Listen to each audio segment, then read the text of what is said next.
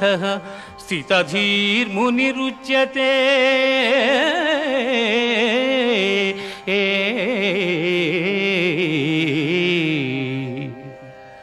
దుఃఖములు కలిగినప్పుడు దిగులు చెందని వాడును, సుఖములు కలిగినప్పుడు స్పృహ లేనివాడును, రాగము భయము క్రోధము పోయినవాడును స్థితప్రజ్ఞుడని చెప్పబడును.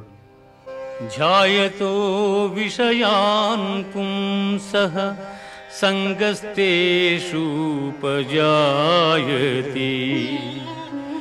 సంగాత్ సంజాయతే కామః కామాత్ క్రోధోభిజాయతే క్రోధాద్భవతి సమ్మోహః సమ్మోహాత్ స్మృతివిభ్రమః స్మృతిభ్రంశాత్ బుద్ధినాశో బుద్ధినాశ